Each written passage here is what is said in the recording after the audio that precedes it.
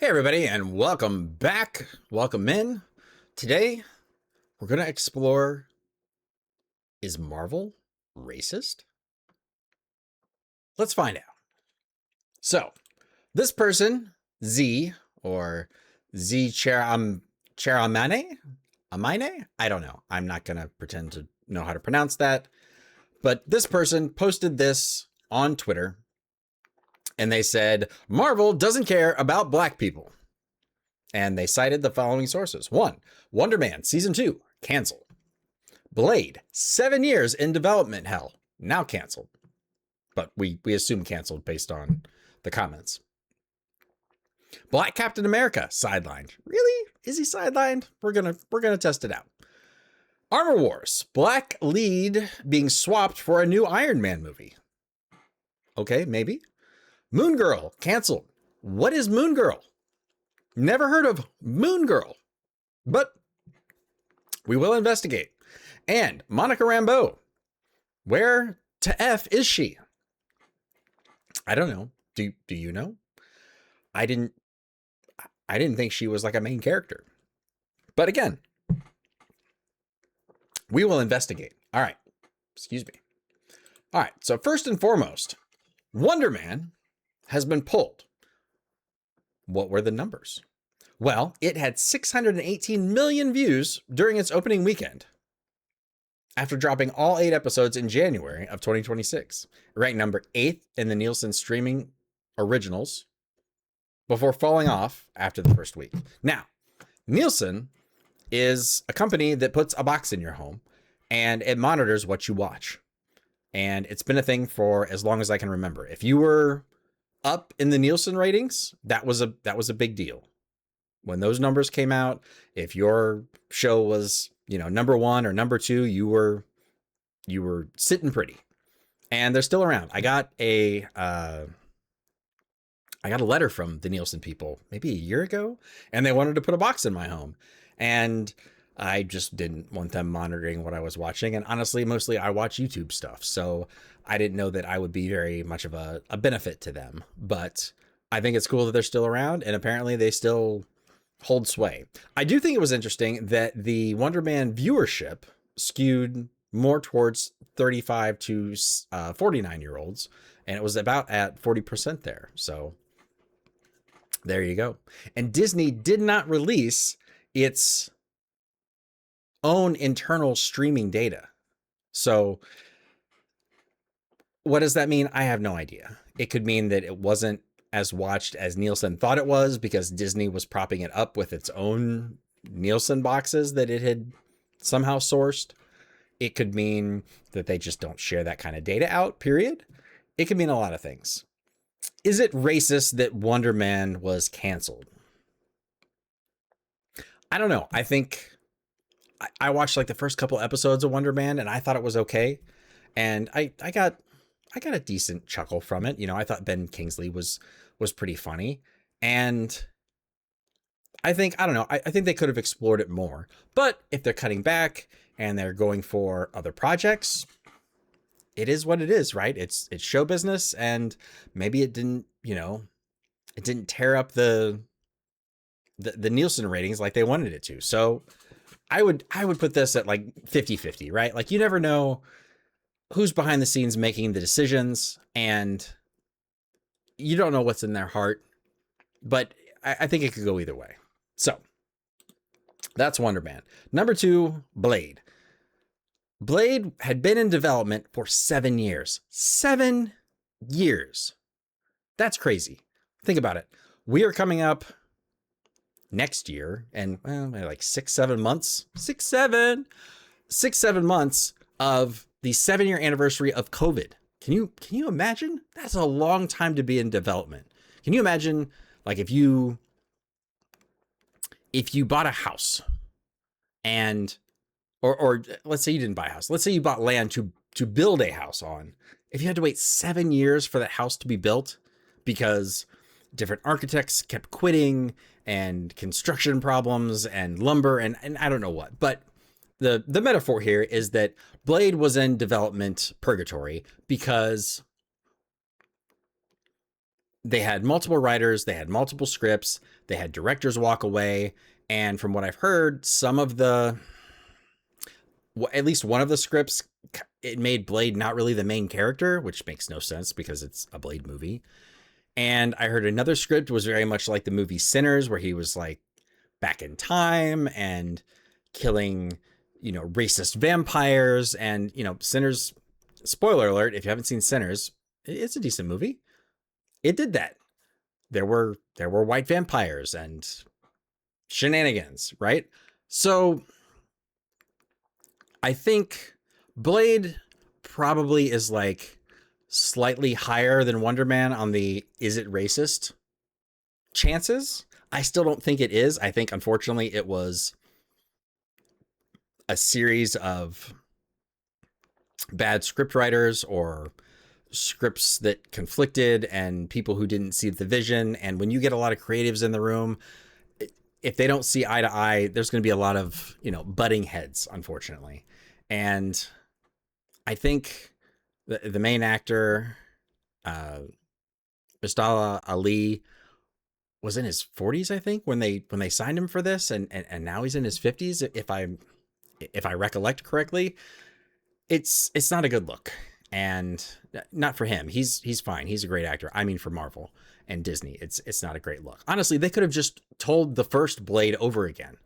They could have done that shot for shot remake, and people probably would have gone and seen it. I mean, that's basically what they did with Star Wars, right? The Force Awakens is nothing but A New Hope Part 2. So they could have done it. They should have done it. I think, unfortunately, I feel bad for, everyone involved in that it didn't get off the ground. And I think it's unfortunately more a creative mess than anything else. But we don't know. We don't know what's in, people's actual hearts. All right, moving on to Captain America, sidelined. All right, so let's look at the Captain America numbers per each Captain America movie. We are not going to look at Civil War because Civil War is like a Avengers level movie, right? Like Spider-Man shows up and you've got a bunch of other characters and Iron Man's fighting Captain America. Like there's a lot going on there. And that is not a conventional one-off movie where you maybe have a couple of cameos, right? So we're going to leave that one out. But let's look at the other Captain America movies, and let's look at Brave New World and see where things line up, right? So the first Avenger, the first Captain America movie, cost about $140 million to make. And the opening weekend was $65 billion. So they almost got half of that back. And then total worldwide gross was $370.5 million. So if I take out my handy dandy calculator here, if we do 370.5 and divide that by 140, we get a ratio of 2.65. So basically, if you invested $1 into that movie, you would have gotten $2.65 back. Or in like Hollywood speak, if you would have invested $1 million, you got $2.65 back. So that's a pretty good deal, right? Like that seems like it did all right. Now, also remember, this is 2011 dollars. So it's been 15 years. Inflation has spiked like no other, and things are way more expensive now. So it did pretty well back in the day. So how about Winter Soldier? Winter Soldier came along in 2014. It had a production budget slightly higher, and by slightly, I mean $30 million, slightly higher than the first Avenger, right? So it was $170 million. Its opening weekend, it did $95 million. So more than halfway back to break even. And then the worldwide gross was $714.4 million. So that's almost, it's like $36 million short of $750 million. Like that's a pretty good haul. I'm surprised the first one didn't do as well, but that was still in the beginning. I think that was like after Iron Man. It's been too long. I don't remember, but let's again do the calculation. So 714.4 divided by 170 gives us a ratio of 4.20, or 420. If you know, you know. So they did very well. If you would have put $1,000 in, you would have gotten $4,200 back. So that's amazing. That is a 4x return on your money, and probably, I don't know, a couple years worth of work. Like that's a good return. All right, now on to Brave New World, and I think it goes without saying that Winter Soldier outdid the first Avenger. Now, Brave New World cost $180 million to make. So it's $10 million more, but that's 11 years after. So if you think about like inflation, they kind of kept the cost down a little bit, right? And the opening weekend was $88.8 million, which is really just like 6 off Winter Soldier and 23 higher than the first Avenger. But then worldwide, it did $415.1 million. So it seems like after that first weekend, it might have dropped off just a bit, just a hair, right? All right, so let's take 415.1 and divide by 180. And what's that ratio? That gives us a 2.30. So if you would have invested $1,000, you would have gotten $2,300 back. So not as good as the first Avenger, which was 2.65, but still not a bad ROI if you think about it, all things considered. But again, inflation, right? That was, the first Avenger was in 2011. That's 15 years ago now. So what do we think? Is it racist for what they've done to Anthony Mackie's Captain America? I don't think they're being racist. I think they're giving him as much lead up time as they can. You got to think about Captain America as a whole. From when he debuted in the comics, I don't know when, up until that first Avengers movie, that's a lot of time, right? That's a lot of time for people to read the comics, to get used to the comics, to know how their hero is going to act, what they expect from their hero. It gives people a lot of time to like digest it. And yes, I know, Falcon becomes Captain America in the comics, but things move a lot quicker in movie land, right? Like they don't have that arc. They don't have that number of comics where it like builds and builds and builds. They have just, hey, we got a new movie and this is Captain America now. But they did give him the series, Falcon and Winter Soldier, and they did give him the movie. And while it is a little bit of a disappointment money-wise compared to like Winter Soldier, I feel like it did okay based on the numbers. Now, there are reports that the budget was higher than 180 million because there were lots of reshoots and a lot of, things that cause spending to go higher. So maybe it's not 180. Maybe the ratio is closer to the first Avenger. But still, even then, they made money on the movie. So that's something. I don't think he's sidelined because he is in Doomsday, and we're going to see him. Does he make it through Doomsday? That'll be interesting to see. I think, unfortunately, when you've got a landscape as broad as a comic book, right? Like a comic book, let's just be real. Comic books are soap operas for guys, right? Just like wrestling is a soap opera for guys. There's tons of stories to be told, and sometimes sooner or later people get tired of the same stories, and so they need to tell other stories. So I don't know that this is anything bad with Anthony Mackie. I think he's great. I think they could continue with his character as Captain America, but I know, myself included, I don't know like Falcon's Captain America journey as well as I know Cap's from the comics. You know what I mean? The original Cap, Steve Rogers Cap, if you will. So I think this is 50-50 again. I think it's more maybe like 40-60. I don't think it is, because he's still around. He's still prevalent. He's still making appearances, at least. I don't know how much he's going to be in Doomsday, but we're going to find out soon, right? All right. So then Armor Wars. All right. So they replaced the black lead for another Iron Man movie. Everybody loves Robert Downey Jr., and I've heard that he's coming back for another Iron Man movie. If that's the case, everybody's going to be excited. Everybody's going to go see it. Why? Just just the nostalgia, right? Just the member berries, because we remember in, I don't know, whenever the first Iron Man was, 2007, 2008, something like that. If I'm off, please correct me in the comments.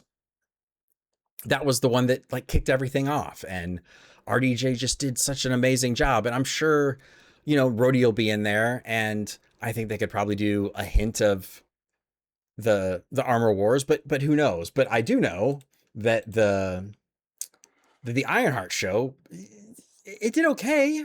Didn't do great. So it did 526 million views in June of 2025. So that's slightly less than Wonder Man did, right?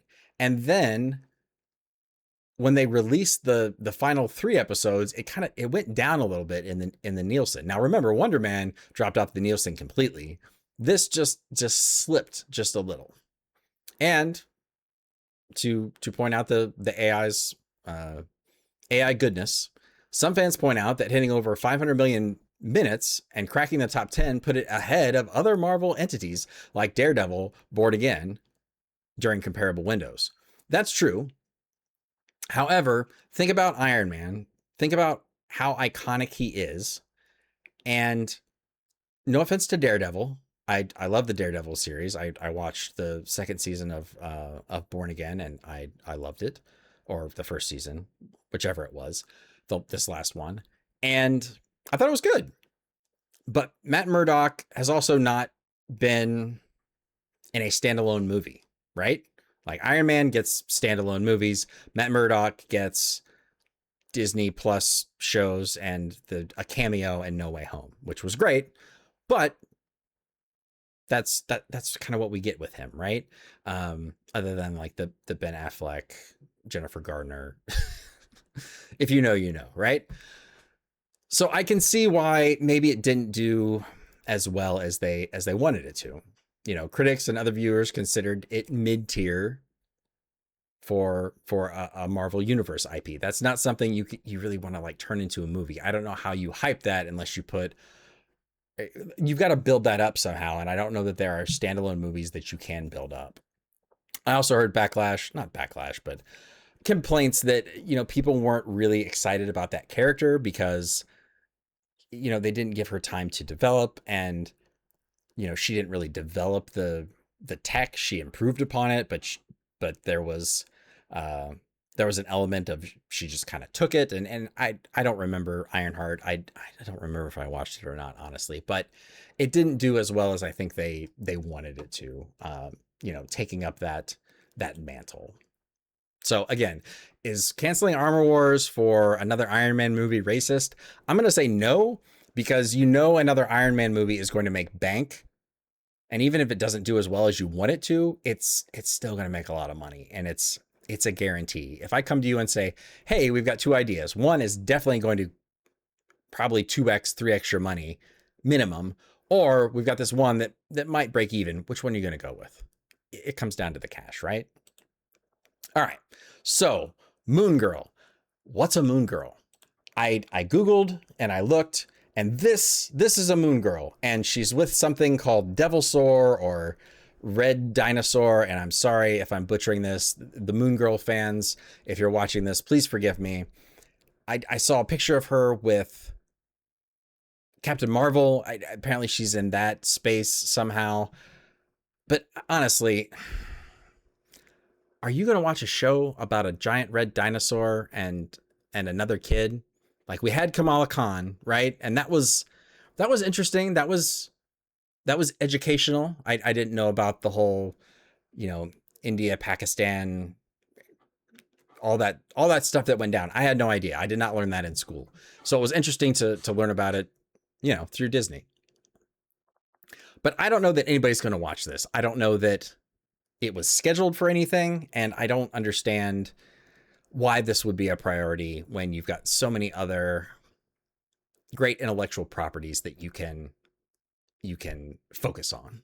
So I'm casting this out. I don't agree with it. So last one, and not least, of course, Monica Rambeau. Who is Monica Rambeau, if you don't remember? So she is Brie Larson's, Captain Marvel's, I believe, best friend in the Marvels. And she was in the Marvels movie with Brie Larson, and I don't know the actress's name who played Kamala Khan, but let's talk about the money for the Marvels, shall we? All right. So in 2023, the Marvels grossed $206.1 million against a massive gross production budget of $374 million. Yikes! Yikes! Or roughly $270 million before net tax rebates and filming, making it a box office bomb and the lowest grossing film in the Marvel Cinematic Universe. Wow. Just wow. Now, if we're doing our calculators again, if you take 2.6 or 206.1 and divide it by the 374, that is 55. So if you would have put in $1, you would have gotten 55 cents back. If you would have put in $10,000, you would have gotten $5,500 back. This is what you call a terrible investment. It did not do well. It stunk. Let's see here. So it needed $450 million to break even. And it did not even get halfway there. If it would have doubled its revenue, they would have still lost money. That's crazy. The industry reports indicate that the movie resulted in substantial financial losses for the studio, cushioned slightly by UK government tax relief credits. Are you kidding me? Look, at the end of the day, is Marvel racist? Honestly, we don't know what's in the hearts and minds of people there. And I would hope that they are not. And maybe some could be. I don't know. We don't know. We have no way of knowing. In my opinion, I think some of these are a little suspect. I do know that the last one, The Marvels, is very much just a dollars and cents call. It lost horribly. It did terribly. Why would you put more money into that? They don't make sequels for bombs, and I doubt we ever see Captain Marvel or Monica Rambeau or, well, we'll probably see Kamala Khan again, but I doubt we see them anytime soon because it was a disaster. It was just a disaster. So, what do you think? Do you think Marvel is racist for canceling these shows? Let me know in the comments below. I would love to hear it. If I am missing facts or if I am missing something obvious that I should have seen, or if it's something small that I didn't see, please let me know. I love to learn. I love to interact with my audience, the people, the chat, anybody who wants to chime in and give their 2 cents. I would love to hear it. So I will see you next time. Thank you so much for watching and have a good night.